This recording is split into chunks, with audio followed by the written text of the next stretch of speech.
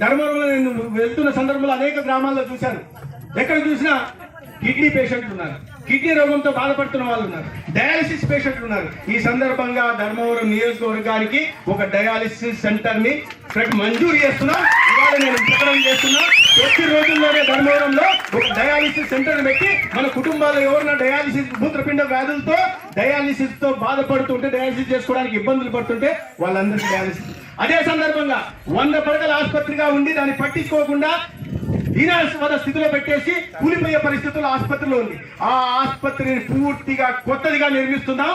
100 పడకల area hospital ని 150 పడకల ఆసుపత్రి చేస్తున్నాం. కొత్తగా 2018లో మంజూరై కొత్తగా వచ్చిన భవనంలోకి తల్లి బిడ్డ ఆసుపత్రిగా తయారు చేసి 50 పడకల ఆసుపత్రి దాన్ని చేస్తాం.